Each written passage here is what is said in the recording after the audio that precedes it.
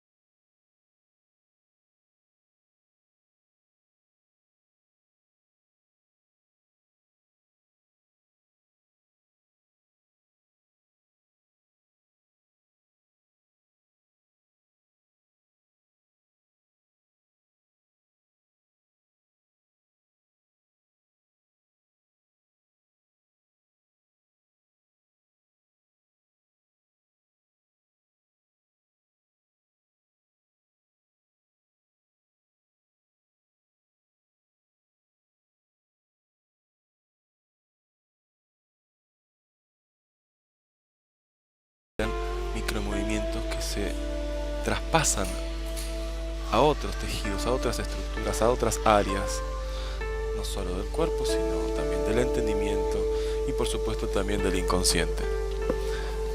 ¿Qué pasa cuando uno escribe? Cuando uno escribe se armonizan muchísimos planos de movimientos y cada uno tiene su propia dinámica cinética en particular. Lo interesante es que cuando uno pone el cuerpo en la escritura, todas esas oscilaciones vibracionales de todas las capas del cuerpo, de la mente y del espíritu encuentran una armonía polémica. ¿Qué significa eso? Un estado de equilibrio dinámico, un estado de tensión en donde la resolución no tiene lugar, pero tampoco la disolución. Se trata del equilibrio dinámico tal como lo vemos, por ejemplo, en un trompo cuando pareciera estar estático y sin embargo está en pleno movimiento. Y la condición de estar en equilibrio sin caerse es estar en movimiento. Y esto es una imagen muy importante que quiero que recuerdes. Para estar en equilibrio es necesario habitar el movimiento. Si pensamos la escritura como un estado de equilibrio donde, por ejemplo, yo alineo los resultados textuales con los hallazgos expresivos, entonces siento que el texto dice lo que quise decir. O al menos, cuando yo leo el texto que produje, voy a sentir un placer textual que no supera mis expectativas, por lo cual yo me siento satisfecho. El cuerpo en la escritura consiste entonces en habitar las múltiples capas de sentidos y de sinsentidos que uno desde las entrañas habita y poner toda esa experiencia sobre la dinámica de la semiosis, es decir, sobre el texto que está en generación. Usar el cuerpo como voz sobre la hoja. Y esto es muy interesante porque, por ejemplo, uno puede observar que cuando uno dice su borrador en voz alta, la misma lectura en voz alta, la misma vocalización, la misma necesidad de respirar, la misma cadencia melódica, la rítmica, va imponiendo criterios somáticos que son informaciones muy útiles para volver al escrito y reescribir algunas zonas del mismo. Estas informaciones somáticas, si no existieran en la atención del escritor al momento de reescribir y mejorar el borrador para llevarlo a una posición más cercana al texto estético final, si estos criterios no estuvieran, uno no tendría el conocimiento acerca de qué modificar. El cuerpo te dice, el cuerpo te informa, el cuerpo te ofrece criterios cuando vos activás el cuerpo, y entonces podés descubrir justamente cómo se vive desde adentro el sentido. No es que primero hay un escrito y después se lee, o primero uno tiene una idea y después uno la escribe. De lo que se trata es que el cuerpo ya es una escritura siendo, y la escritura es un estado de corporización semiótica. Y esta relación me parece interesante habitar.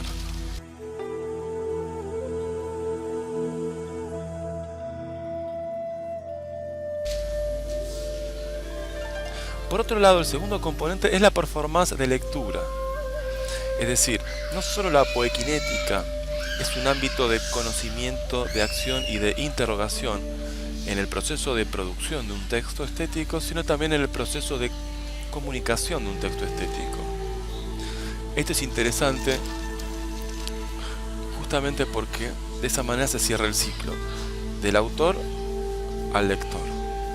Y recordemos que siempre el mismo autor es el primer lector de esta experiencia productiva.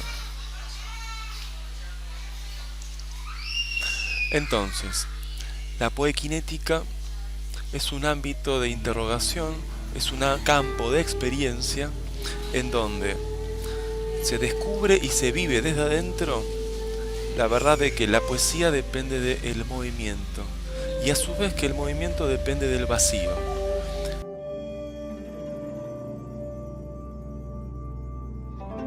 En efecto, si recordamos las palabras de Demócrito, el filósofo de la naturaleza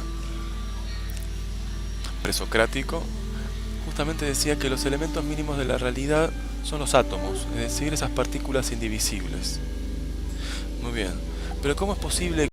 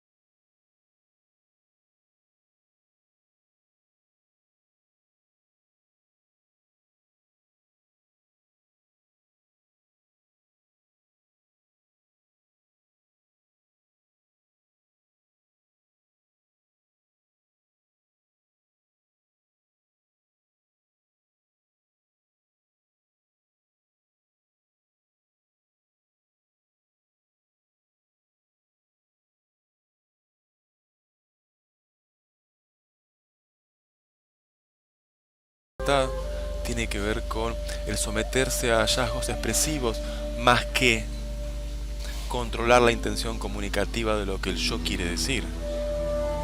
El todo fluye no solo tiene que ver con la realidad exterior, sino también con la realidad interior.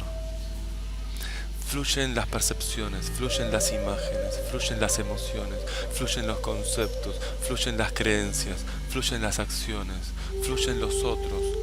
Fluyo yo, fluyo. Nada permanece.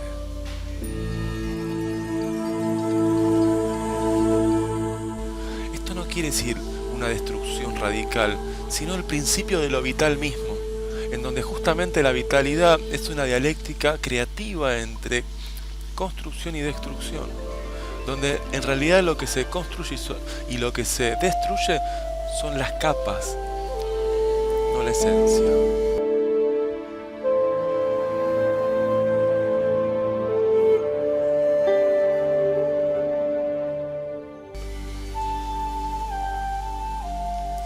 Pensemos también, por ejemplo, en la famosa teoría de las supercuerdas, donde toda la realidad no está más que compuesta de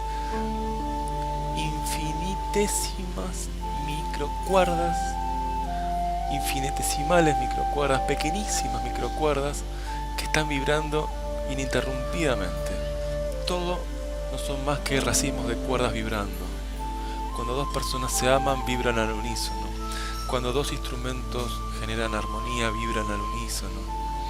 Cuando uno abre la ventana de su pieza y ve el sol, vibra al unísono con el sol. Cuando uno escribe y ve la palabra reflejando lo que uno siente, vibra al unísono el corazón y el signo.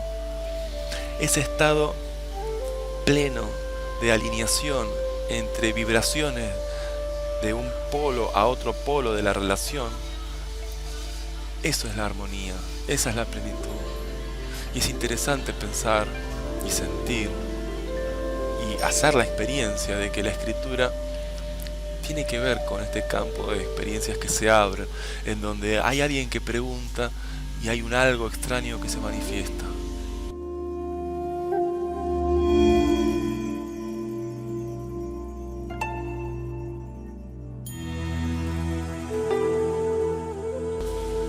El ser tiene estructura poética.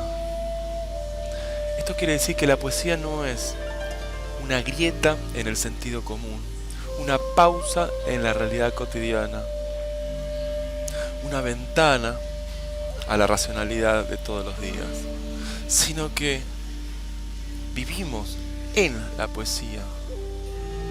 Y la construcción, por ejemplo, del sentido común, de la rutina, de aquello que da un mundo de sentido asegurador emocionalmente hablando, todo eso son solidificaciones de un movimiento originario que no se detiene. El todo fluye la poesía es aquello que fluye y que no deja de fluir. La pregunta entonces no es cómo ser más creativo, quizá, sino cómo desobstruir el flujo de la creatividad que pasa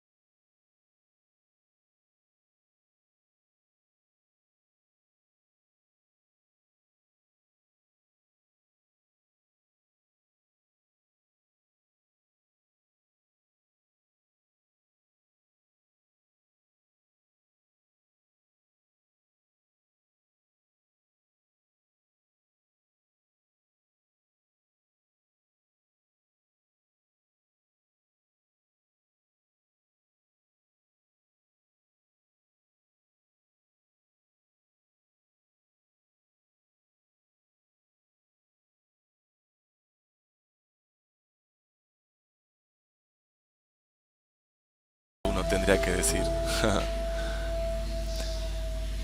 Es justamente lo tangible, lo que da seguridad, el punto de apoyo, aquello sobre lo cual uno construye la casa y el camino. ¿Por qué la fuerza tiene que ver con el fuego? Porque es justamente lo que impulsa, lo que propulsa, lo que empuja las vísceras, el instinto, la pasión, el fuego, que tiene que ver justamente con la capacidad para mover las cosas, para transformar. De un fuego originario surge el universo, de un gran estallido, que eso es fuego. La fuerza capaz de crearlo todo y de destruirlo todo, el fuego, que cambia la sustancia de las cosas por medio de la combustión, por ejemplo. ¿Por qué la forma tiene el símbolo del aire? Porque justamente la forma es la sustancia más sutil de todas, es decir, aquello que adapta cualquier disponibilidad de conceptos. El aire justamente es la materia más sutil que puede adquirir cualquier forma. Y justamente el concepto de forma tiene que ver con aquello que puede ser edificado sin materia. La materia es la presencia evidente de lo constitutivo. En cambio, la forma es la presencia inmaterial de lo constitutivo. Y al mismo tiempo la ductibilidad de adoptar cualquiera de las figuras.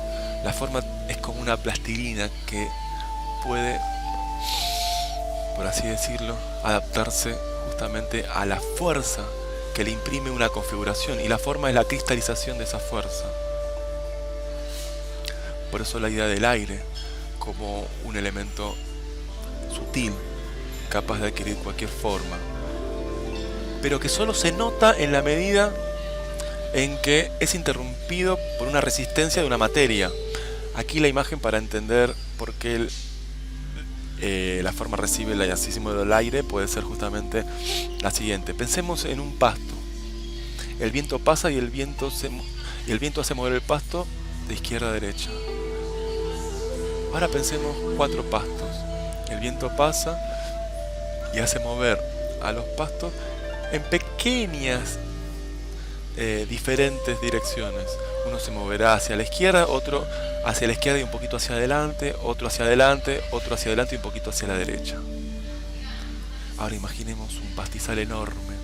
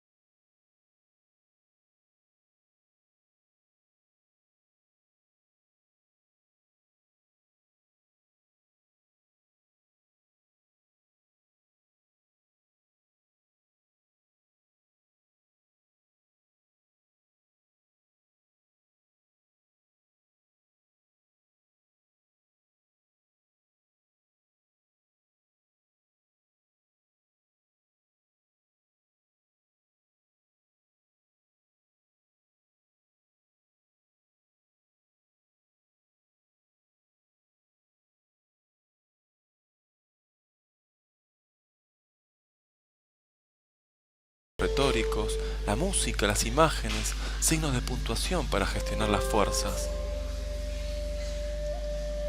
La forma, ¿qué tendrá que ver? Respecto de la vida, tiene que ver con el aire, el elemento sutil, lo abstracto, la arquitectura, el orden, hábitos. En cuanto al sujeto, el entendimiento y la voluntad. En cuanto a lo de texto, las estructuras descriptivas, las estructuras narrativas, las estructuras sintácticas, las estructuras melódicas, las estructuras rítmicas. La necesidad de la estructura tiene que ver justamente con dar hospedaje a la aparición de fuerzas para establecer la posibilidad de la armonía entre ellas. Por supuesto que incluso en el caos hay estructura, más sutil y menos evidente. ¿Y el significado? En cuanto a la vida, tiene que ver con el agua, con el reflejo de la imagen, la representación modificada, el flujo de sentido, la semiosis ilimitada de la que hablaba Peirce. En el sujeto, el significado tiene que ver con las emociones. Básicamente, aquello que significamos es significado emocional más que conceptual. Y ese significado emocional está ligado con el inconsciente y en última instancia está mediado por el entendimiento. Pero desde el vamos, tenemos que asumir que el significado es lo que siento, no lo que pienso, como verdad poética. Y en cuanto al texto, el significado tiene que ver de menos a más con el contenido léxico de las palabras, con el significado de la composición de las oraciones, con el sentido discursivo de los enunciados y con la hermenéutica fenomenológica, citando a Heidegger, de los hallazgos interpretativos, es decir, es posible encontrar algún sentido acerca de una verdad espiritual cuando uno se dispone a escribir poesía. No es simplemente una actividad literaria, no es simplemente una vocación de la vida. Esta es mi opinión personal. Creo que en la poesía, y no la poesía como género, sino en la estructura poética del ser, el mismo misterio se revela. Y es interesante descubrir verdades que pueden funcionar para tu vida como también para quizá la de otros. Y uno siente que está viendo más allá de lo que está escribiendo, como si escribir a uno lo iluminara acerca de cosas que uno no sabía que iba a descubrir. Y eso es posible porque hay una relación entre ser, pensar y decir, como decía Parménides. Y es interesante experimentar cómo en el decir se abre el pensar y cómo en el pensar se manifiesta el ser. Desde el inicio del cosmos, pensemos en la metáfora física, por ejemplo, del Big Bang, hasta el grito previo al habla, ese grito antes de conocer la palabra y de poder utilizar la semiosis para traducir la voz visceral y gutural en comunicación. En ese arco, entonces, entre el inicio del universo y el grito previo al habla, se gestiona el arco de la poequinética, más allá del cual aparece justamente la expresión y la comunicación. Lo interesante de la poequinética justamente es habitar todas las zonas de experiencias que van en todas las relaciones que uno tiene con el movimiento, para ver cuáles son las microdinámicas poéticas que se gestan en esos movimientos y poder vibrar uno con el cosmos. Mi mensaje para vos entonces es profundizar en el movimiento, en lo cinético, para poder expresar lo poético.